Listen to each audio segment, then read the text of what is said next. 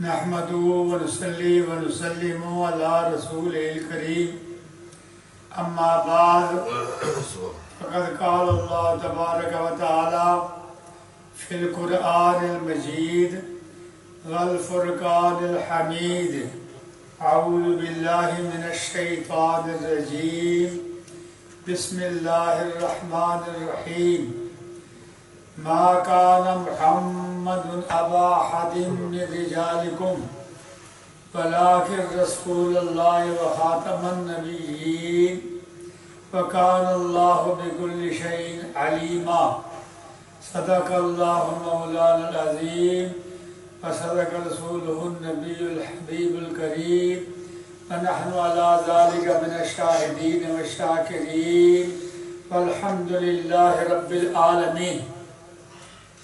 الصلاة والسلام عليك يا سيدي يا رسول الله وعلى آلك وصحبه يا سيدي يا حبيب الله. الصلاة والسلام عليك يا سيدي يا رسول الله وعلى آلك وصحبه يا سيدي يا حبيب الله. میں نے قرآن مجید فرقان حمید کے جو آیت کریمہ تلاوت کی ہے اس میں اللہ رب العزت نے حضور نبی کریم صلی اللہ علیہ وسلم کو ارشاد فرمایا کہ حضور سارے نبیوں کے آخر میں تشریف لائے ہیں اور حضور کے بعد کوئی نبی نہیں ہوگا، اور جو دعویٰ کرے وہ جھوٹا ہے. اب اس کا ترجمہ سنیں. بسم اللہ الرحمن الرحیم. ما کان محمد ابا احد من رجالکم ولکن رسول اللہ وخاتم النبیین وکان اللہ بکل شیء علیما. نہیں ہے محمد صلی اللہ علیہ وسلم کسی کے باپ تمہارے مردوں میں سے اور خاتم النبیین ہیں. شان نزول حضرت زید بن حارثہ حضور اکرم صلی اللہ علیہ وسلم کے غلام تھے. حضور نبی کریم صلی اللہ علیہ وسلم نے انہیں آزاد کر دیا. حضرت زینب ان کے نکاح میں آ گئی. حضرت زینب نے کہا کیونکہ حضرت زید میرے انکف نہیں ہیں لہذا ان سے علیحدہ ہونا چاہتی ہوں. جب زید بن حارثہ نے حضرت زینب کو فارغ کر دیا تو عدت گزرنے کے بعد حضور اکرم صلی اللہ علیہ وسلم نے حضرت زینب سے نکاح کر لیا. ام المومنین بن گئی. حضور اکرم صلی اللہ علیہ وسلم زید بن حارثہ کو منہ بولا بیٹا ارشاد فرماتے تھے. منافقین نے طعن و تشنیع شروع کر دی کہ حضور اکرم صلی اللہ علیہ وسلم نے اپنے منہ بولا بیٹے کی متعلقہ سے شادی کر لی. تو اللہ تعالیٰ نے ارشاد فرمایا حضرت زید کے والد حارثہ تھے، حضور کو ان کے حقیقی باپ نہیں تھے، لہذا نکاح حضرت زینب سے منعقد ہو سکتا ہے. اب خاتم النبیین، جو خاتم النبیین ان کا معنی ہے آخر النبیین. تمام انبیاء کے بعد حضور تشریف لائے. فرمایا حضور اکرم صلی اللہ علیہ وسلم نے اولہم خلقا وآخرہم باسا، میں تخلیق انبیاء میں اول ہوں اور آخر میں آیا ہوں. اب خاتم النبیین کی پہلی روایت پیش کرتا ہوں. قال رسول اللہ صلی اللہ علیہ وسلم مثلی و مثل الانبیاء کمثل قصر احسن بنیانہ ترک منہ موضع لبنۃ فطاف به النظار یتعجبون من حسن بنیانہ الا موضع تلک اللبنۃ فکنت انا صددت موضع اللبنۃ ختم بی البنیان وختم بی الرسل وفی روایت فانا اللبنۃ وانا خاتم النبیین. یہ حدیث پاک کے الفاظ ہیں جو میں نے پڑھے ہیں کہ بخاری اور مسلم شریف کی حدیث ہے. پھر کہتے ہیں متفقون علیہ۔ فرمایا رسول اللہ صلی اللہ علیہ وسلم نے میری اور دوسرے نبیوں کے مثال اس محل کی سی ہے جس کی تعمیر بہت ہی اچھی کی گئی اور اس میں ایک اینٹ کی جگہ چھوڑ دی گئی، دیکھنے والے اس کے گرد چکر لگاتے تھے اور اچھی تعویذ سے تعجب کرتے تھے، سوائے اس اینٹ کے تو میں نے ہی اس اینٹ کی جگہ پر کر دی اور مجھ پر انبیاء ختم کر دیے گئے اور مجھ پر رسول ختم کر دیے گئے۔ ایک روایت میں ہے کہ وہ آخری اینٹ میں ہی ہوں اور نبیوں میں آخری نبی ہوں۔ یہ حضور نبی کریم صلی اللہ علیہ وسلم کے پیارے پیارے الفاظ ہیں جو صحابہ نے سنے۔ اب دوسری روایت پیش کرتا ہوں، وَكَانَ النَّبِيُّ يُبْعَثُ إِلَىٰ قَوْمِهِ خَاصَّةً وَبُعِثْتُ إِلَى النَّاسِ عَامَّةً۔ یہ بھی بخاری مسلم شریف کی روایت ہے۔ نبی کریم صلی اللہ علیہ وسلم نے کہ میں اپنی قوم کی طرف، نبی جو ہیں وہ اپنی قوم کی طرف بھیجے جاتے ہیں، میں سارے انسانوں کی طرف بھیجا گیا ہوں۔ اب قرآن یہ فرقان حمید کی آیت کریمہ سنیں، بالکل اس حدیث کے مطابق ہے، ارشاد ربانی ہے وَمَا أَرْسَلْنَاكَ إِلَّا كَافَّةً لِلنَّاسِ، ہم نے آپ کو سارے لوگوں کی طرف رسول بنا کے بھیجا، یعنی قیامت تک۔ إِلَّا كَافَّةً لِلنَّاسِ یعنی لوگوں کے لیے آپ کافی رسول ہیں، آپ کفایت فرماتے ہیں اور آپ کے بعد کوئی نبی نہیں ہوگا، کوئی رسول نہیں ہوگا، اور ساری کائنات کے لیے، سارے انسانوں کے لیے ہم نے آپ کو نبی بنا کے بھیجا ہے۔ اس لیے حضور کی جو ایک امت ہے امت دعوت اور ایک وہ ہے امت اجابت۔ حضور نے دعوت دی ہے لیکن قبول نہیں کی انہوں نے، تو امت دعوت ہے، اور امت اجابت ہے یہ ہے جنہوں نے حضور کو اپنا نبی اور رسول مان لیا ہے، تسلیم کر لیا ہے، تو یہ ساری حضور کی امت ہے۔ اب تیسری روایت سنیں، فَأُرْسِلْتُ إِلَى الْخَلْقِ وَخَتَمَ بِيَ النَّبِيُّونَ، یہ مسلم شریف کی حدیث ہے، اور فرمایا میں ساری مخلوقات کی طرف بھیجا گیا ہوں اور مجھ سے نبی ختم کر دیے گئے۔ اب چوتھی روایت سنیں، قال انی عند اللہ مکتوب خاتم النبیین، اس کو حضرت آدم علیہ السلام نے بھی جب آپ کی تخلیق ہوئی تو انہوں نے بھی پڑھا تھا، فرمایا نبی کریم صلی اللہ علیہ وسلم نے میں اللہ کے نزدیک آخری نبی لکھا ہوا ہوں۔ اب پانچویں روایت سنیں، قال رسول اللہ صلی اللہ علیہ وسلم ان الرسالۃ والنبوۃ انقطعت ولا رسول بعدی ولا نبی، رسول اللہ صلی اللہ علیہ وسلم نے فرمایا رسالت اور نبوت کا سلسلہ ختم ہو گیا اور میرے بعد نہ کوئی رسول ہوگا نہ کوئی نبی ہوگا۔ چھٹی روایت سنیں، قال رسول اللہ صلی اللہ علیہ وسلم وانا آخر الانبیاء وانتم آخر الامم، صحابہ کرام کو ارشاد فرمایا نبی کریم صلی اللہ علیہ وسلم نے کہ میں آخری نبی ہوں اور تم میری آخری امت ہو۔ یہ ابن ماجہ کی روایت ہے، سیاستہ میں سے ایک کتاب ہے حدیث کی جس کا نام ہے ابن ماجہ، اس میں یہ روایت موجود ہے۔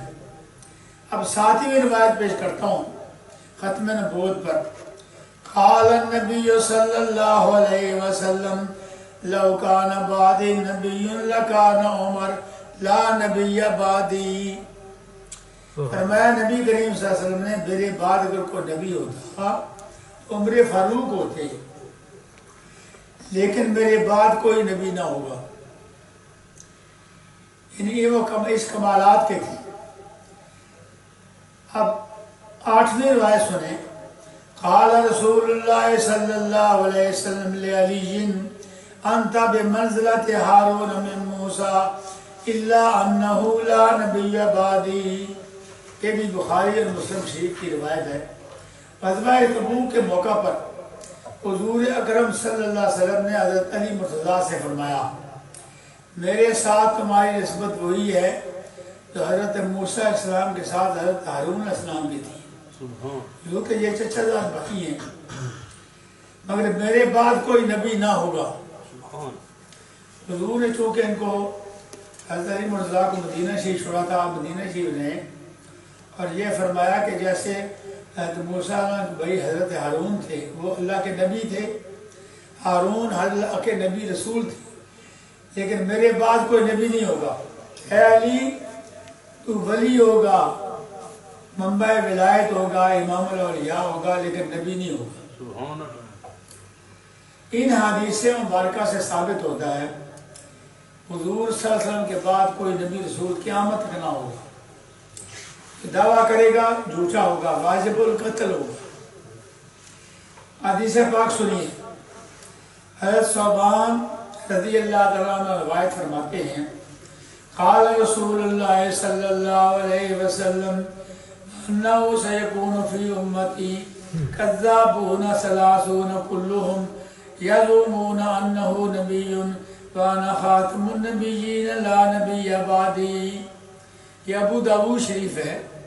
ابو داؤد شریف بھی سیاہ ستہ کی حدیثوں میں کتابوں میں ایک ابو داؤد کی بھی کتاب حدیث کی کتاب ہے۔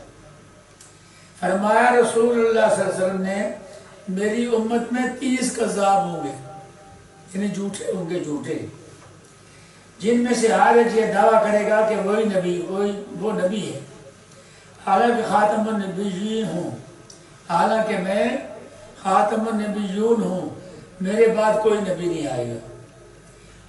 علامہ سید محمد علوسی رحمۃ اللہ علیہ نے اپنی تفسیر روح المعانی میں ان حدیث کے بارے میں کیا لکھا ہے، فرمایا فَيَكْفُرُ مُدَّعِي خِلَافَهُ وَيَقْتُلُ إِنْ أَصَرَّ، بس جو شخص نبوت کا دعویٰ کرے گا کافر ہو جائے گا، اور اگر اس نے توبہ نہ کی اور اس دعویٰ پر مصر رہا یعنی باز نہ آیا تو اس کو قتل کیا جائے گا۔ اس کو نبی ماننے والا بھی کافر ہو جاتا ہے اور مرتد ہو جاتا ہے اور واجب القتل ہو جاتا ہے۔ یہ کس نے لکھا ہے؟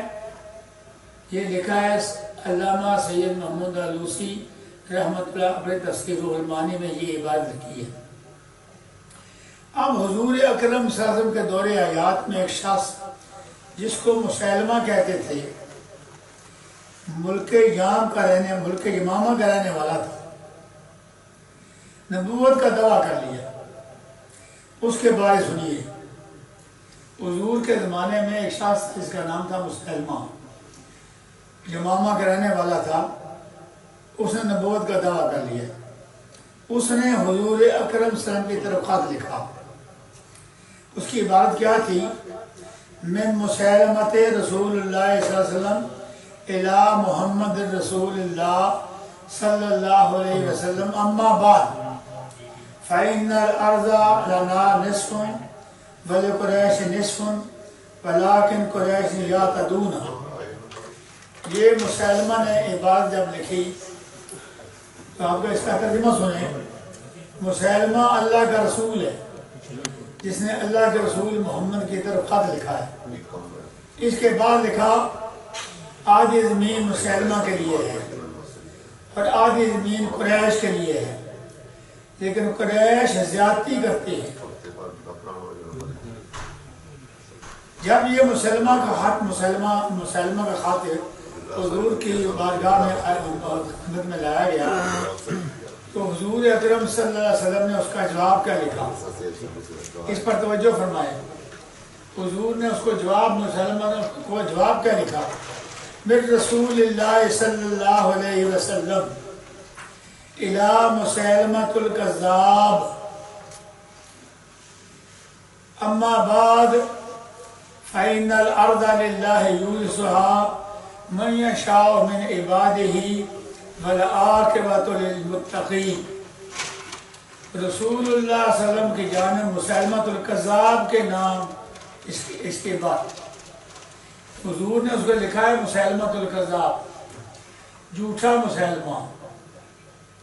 اس کے بعد کیا لکھا؟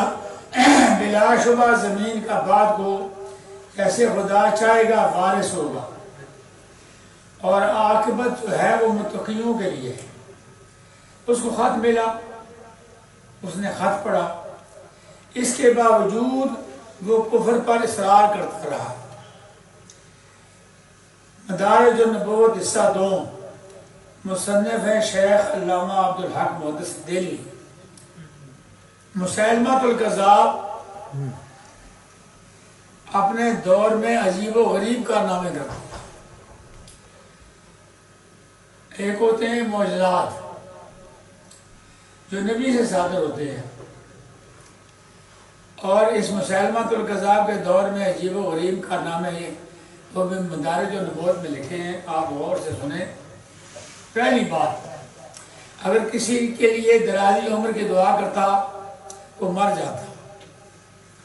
نمبر 2، کسی کنویں کے پانی میں تھوکتا، اس کنویں کا پانی خشک ہو جاتا۔ نمبر 3، کسی کی آنکھوں میں روشنی کے لیے دعا کرتا، وہ شخص اندھا ہو جاتا۔ نمبر 4، ایک بچے کے سر پر ہاتھ پھیرا، وہ بچہ گنجا ہو گیا۔ نمبر 5، 2 لڑکے تھے جن کے خیر و برکت کے لیے اس نے دعا مانگی، ایک لڑکے کو بھیڑیے نے پھاڑ ڈالا اور دوسرا لڑکا کنویں میں گر کر مر گیا۔ ان واقعات کے باوجود 1,00,000 کے سے زائد اس کے گرد لوگ جمع ہو گئے۔ اس کے ماننے والے 1,00,000 کی تعداد میں اسے گرد جمع ہو گئے، یعنی اس کے جو عقیدت مند تھے وہ جمع ہو گئے۔ اب نبی کریم صلی اللہ علیہ وسلم جس کھارے کنویں میں آپ لعاب دان ڈالتے ہیں وہ پانی میٹھا ہو جاتا ہے، اور دست شفا بیماروں کو پھیرتے ہیں تو بیماریاں دور ہو جاتی ہیں، اور جو اندھے ہوتے ہیں ان کی آنکھوں پر ہاتھ پھیرتے ہیں، وہ بینا ہو جاتے ہیں، مردوں کو اللہ کے نام سے زندہ کرتے ہیں، مردے زندہ ہو جاتے ہیں۔ ان نبی کریم صلی اللہ علیہ وسلم نے، اور اسی روایت میں ایک پیش کی تھی کہ 3 آدمیوں کا کھانا حضور نے 1,000 صحابہ کو کھلایا۔ یہ ہے معجزات، اور یہ سارا جھوٹ کا پرندہ ہے جو وہ کرتا رہا مسیلمۃ الکذاب۔ حضرت ابو بکر صدیق رضی اللہ تعالیٰ عنہ نے اپنے دور خلافت میں خالد بن ولید کو 24,000 افراد کے لشکر کا امیر بنا کر یمامہ بھیجا۔ یمامہ کی طرف حضرت بکر صدیق رضی اللہ اپنے دور خلافت میں 24,000 افراد کو ایک لشکر کا امیر بنا کے بھیجا خالد بن ولید کو، تاکہ مسیلمہ کے لشکر سے جہاد کرے۔ اس کا لشکر 40,000 افراد پر مشتمل تھا۔ فرمایا الاسلام یعلو ولا یولا، اسلام غالب ہوا، دشمنوں نے شکست کھائی۔ مسیلمۃ الکذاب کے لشکر سے جنگ ہوئی۔ اس اسلامی لشکر کے ساتھ حضرت بکر صدیق رضی اللہ تعالیٰ عنہ نے ایک شخص تھا جس کا نام تھا واشی بن حرب، اس کو ساتھ بھیجا۔ اسے کہا کہ جس خنجر کے ساتھ تو نے حضرت امیر حمزہ رضی اللہ تعالیٰ کو شہید کیا تھا، اس خنجر کے ساتھ مسیلمۃ الکذاب کو قتل کر۔ اس نے عرض کیا ایک شرط ہے کہ آپ کل قیامت کے دن حضور کی بارگاہ میں مجھے معافی دلوائیں گے، جو میں نے حضور اکرم صلی اللہ علیہ وسلم کے چچا حضرت امیر حمزہ کو بدردی سے میدان احد میں شہید کیا تھا۔ میں حضور کی بارگاہ میں جا کر فتح مکہ کے بعد مسلمان ہو گیا تھا، لیکن حضور مجھے دیکھ کے اشارہ فرماتے تھے میرے سامنے نہ آیا کرو، جب میں تجھے دیکھتا ہوں مجھے اپنے چچا امیر حمزہ یاد آتے ہیں۔ قیامت کے دن اگر حضور نے یوں ارشاد فرمایا تو میرا ٹھکانہ کہاں ہوگا؟ آپ وعدہ کریں حضور کے بارگاہ معاشرے میں مجھے معافی دلوائیں۔ حضرت بکر صدیق رضی اللہ عنہ نے وعدہ فرمایا تو جو حضور کے بارگاہ سے معافی دلواؤں گا اور تجھے اپنے ساتھ جنت میں لے جاؤں گا۔ اس وعدے پر اس واشی بن حرب نے اپنے خنجر سے مسیلمۃ الکذاب کو قتل کیا تھا۔ آپ اس کو ذرا غور سے سنیں۔ اس وعدے پر اس واشی بن حرب نے اپنے خنجر سے مسیلمۃ الکذاب کو قتل کیا تھا۔ قتل کرنے کے بعد اس واشی بن حرب کے یہ الفاظ تھے جو سب نے سنے، اور وہ کہہ رہے تھے انا قاتل خیر الناس فی الکفر وانا قاتل شر الناس فی الاسلام۔ مدارج النبوت، میں نے بہترین آدمی جو حضرت امیر حمزہ تھے دور جہالت میں، ان کو میں نے قتل کیا تھا، اور بدترین انسان مسیلمۃ الکذاب کو بھی میں نے قتل کیا ہے۔ اس واقعہ سے محدثین کیا اشارہ فرماتے ہیں، مفسرین کیا اشارہ فرماتے ہیں، مفسرین اور محدثین نے اس سے نتیجہ کیا نکالا ہے۔ فرمایا اس واقعہ سے ثابت ہوا کہ دور خلافت بکر صدیق رضی اللہ تعالیٰ عنہ نے مسیلمۃ الکذاب جس نے نبوت کا دعویٰ کیا تھا قتل کیا گیا، اور مسلمانوں نے اس کو نار جہنم میں بجھایا۔ جو آج بھی نبوت کا دعویٰ کرے وہ واجب القتل ہے۔ یہ تھی ختم نبوت کے بارے میں قرآن مجید فرقان حمید میں جتنے حدیث مبارکہ ہیں وہ حضرات آپ کے سامنے میں نے پیش کیے ہیں کہ یہ قرآن مجید فرقان حمید کی آیت کریمہ بھی ہے اور حدیث مبارکہ بھی ہے کہ حضور نبی کریم صلی اللہ علیہ وسلم آخری نبی ہیں، آخری رسول ہیں، اور قیامت تک کوئی رسول نبی نہیں آئے گا۔ ہاں حضرت امام مہدی علیہ السلام دنیا میں تشریف لائیں گے۔ ہاں جی اچھا تو بہرحال امام مہدی جو ہیں، امام مہدی جو ہیں وہ آخر میں تشریف لائیں گے، اور ان کے بارے میں یہ لکھا ہے حدیث پاک میں کہ وہ مدینہ شریف پیدا ہوئے۔ امام مہدی جو ہیں ان کا اسم گرامی ہے محمد بن عبداللہ، ماں کا نام آمنہ ہوگا۔ یہ نبی کریم صلی اللہ علیہ وسلم نے ارشاد فرمایا کہ مہدی لقب ہوگا، مہدی۔ یہ عام لوگ پر لوگ مہدی کہتے ہیں، مہدی لفظ نہیں ہے، مہدی ہے۔ مہدی کا معنی ہدایت دینے والا۔ ان کا اسم گرامی ہوگا محمد بن عبداللہ۔ محمد جو ہیں وہ عبداللہ کے بیٹے، اور ماں کا نام سیدہ آمنہ۔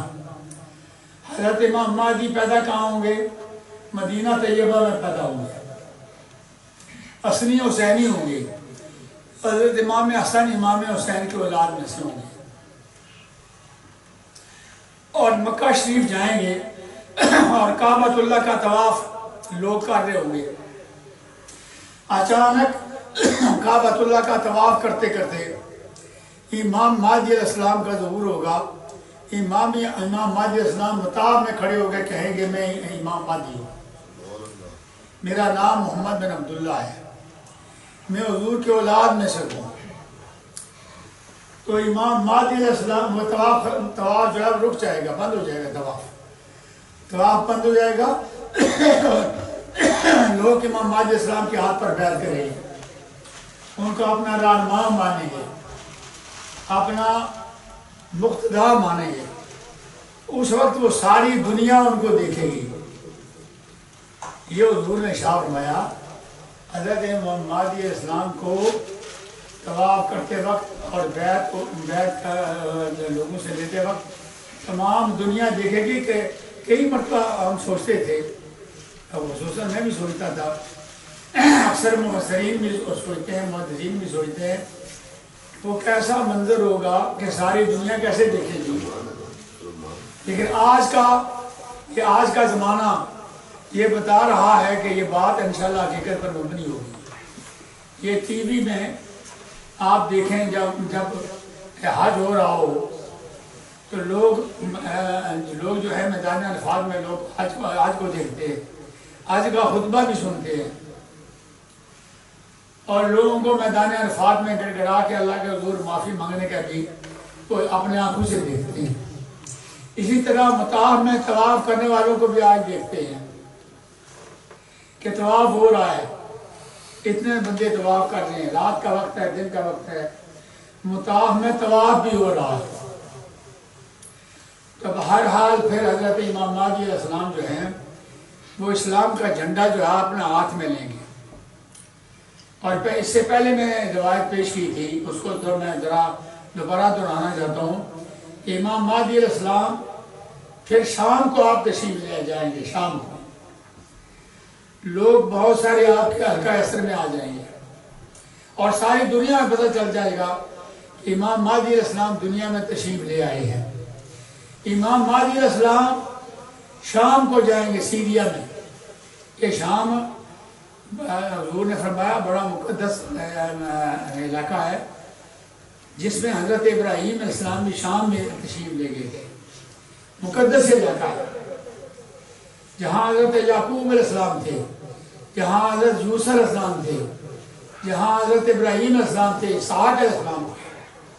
یہ بڑا مقدس یہ شام کا، اور حضرت علی مرتضیٰ کا روزہ بھی شام میں ہے۔ معنی یہ ہے، اور یہ بھی لکھا ہے کہ 40 ابدال ہر وقت شام میں رہتے ہیں، 24 گھنٹوں میں 40 ابدال۔ ابدال کہتے ہیں ایک اللہ کا ولی اگر ان ابدال میں سے دنیا سے چلا جائے تو دوسرا ابدال پیدا ہو جاتا ہے۔ 40 ابدال ہر وقت شام میں رہتے ہیں۔ تو امام مہدی علیہ السلام جو ہیں وہ شام کو تشریف لے جائیں گے، شام کے لوگ آپ کی عقیدت بند ہو جائیں گے۔ پھر فجر کی نماز ہوگی، فجر کی نماز کے لیے کھڑے ہوں گے، اذان ہو چکے گی، اقامت ہو چکے گی، لوگ صفوں میں کھڑے ہو جائیں گے، فجر کا وقت ہوگا، اور حضرت امام مہدی علیہ السلام مصلی پر کھڑے ہو کے اب اللہ اکبر کہنے والے ہیں، اللہ اکبر۔ تو دمشق کی جو مسجد ہے، جہاں مسجد ہے، اس کے چھت سے آواز آئے گی، میں عیسیٰ علیہ السلام ہوں، میں حضرت عیسیٰ ہوں، اور سیڑھی لگاؤ اور مجھے نیچے اتارو، میں بھی جماعت سے نماز پڑھوں گا۔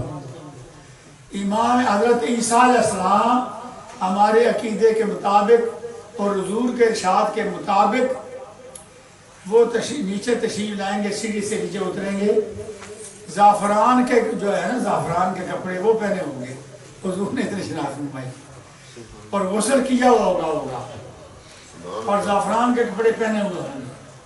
پھر وہ آپ نیچے تشریف لائیں گے، نیچے تشریف لا کے امام مہدی علیہ السلام ان کو کہیں گے آپ عیسیٰ ہیں، آپ نماز پڑھائیں۔ وہ کہیں گے میں عیسیٰ ہوں لیکن نبی بن کے نہیں آیا ہوں، میں حضور کا غلام بن کے آیا، محمدی بن کے آیا ہوں، لہٰذا آپ نماز پڑھائیں۔ امام مہدی علیہ السلام نماز پڑھائیں گے۔ حضرت امام ربانی مجدد الفسانی شیخ احمد فاروقی سرندی رحمۃ اللہ اپنی مکتوبات میں ارشاد فرماتے ہیں کہ امام مہدی جو ہے وہ حنفی المذہب ہو گئے۔ جیسے ہم حنفی المذہب ہیں، جیسے ہم نماز پڑھتے ہیں نا، اس طرح کی نماز پڑھیں گے۔ اور جو آج مختلف طریقوں سے لوگ نماز پڑھتے ہیں نا، کہ ان کے لیے پانی پھر جائے گا، یہ جو تم نمازیں پڑھتے ہو، جو مختلف جب نمازیں پڑھتے ہو، یہ نماز کا طریقہ نہیں ہے۔ نماز کا طریقہ یہ ہے کہ جہاں امام مہدی پڑھا رہے ہیں، اور حنفی المذہب ہو گئے، ہم حنفی المذہب ہیں۔ یہ 4 مشرب ہیں، ایک مالکی ہے، ایک حنفی ہے، ایک شافعی ہے، اور ایک حنبلی ہے۔ اور آج سعودی عربیہ والا وہ دعویٰ کرتے ہیں ہم امام احمد بن حنبل کے رحمۃ اللہ علیہ کے ہم مقلد ہیں، لیکن زبانی طور پر مقلد ہیں، زبانی طور پر۔ امام احمد بن حنبل اللہ کے بہت بڑے ولی تھے۔ اللہ تعالیٰ مجھ کو اور آپ کو عمل کرنے کی توفیق عطا فرمائے۔ ما علینا الا البلاغ المبین۔